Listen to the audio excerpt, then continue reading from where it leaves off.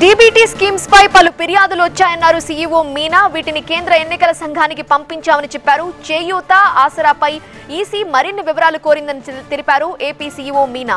దీనిపై వివరాలను ఇవ్వాలని సంబంధిత శాఖలను ఆదేశించామని తెలిపారు.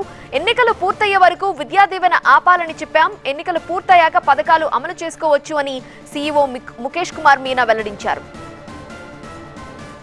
అంటే డీబీటీ స్కీమ్ సంబంధించి 4-5 applications were received by election commission.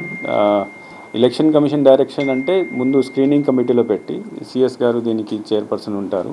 Screening కమిటీలో పెట్టి రికమెండేషన్ త్రూ సిఇఓ ఎలక్షన్ కమిషన్కి పంపించాలి. దీనికి సంబంధించి almost more than 50 such recommendations have gone. దాంట్లో కొన్ని యాక్సెప్ట్ అయినాయి, కొన్ని there are certain request which have been asked to be deferred till the MCC proposal is over. కొన్నిటి మీద they have asked further clarification. For example మనకు చేయూత తర్వాత ఆసరా కింద కమిషన్కి పంపించిన రికమెండేషన్ తర్వాత కమిషన్ నిన్న they have asked some more details. అంటే ఆ స్కీమ్ సంబంధించి లాస్ట్ టైం ఎప్పుడు ఇచ్చారు, ఏ పీరియడ్లో ఇస్తారు, ఏ పద్ధతిలో ఇస్తారు, ఆ కొన్ని ఇంకా ఫర్దర్ డీటెయిల్స్ అడగడం జరిగింది చేయూత ఆసరా సంబంధించి. So we have send it to the concern department ఈరోజు పంపించాము. సో వాళ్ళు మళ్ళీ దీనిపైన క్లారిఫికేషన్ రాస్తే then again we will recommend it to the election commission.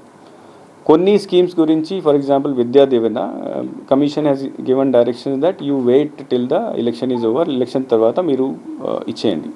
So commission never says that you do not give it. It only says that either ఏమైనా doubt ఉంటే they will ask for clarification.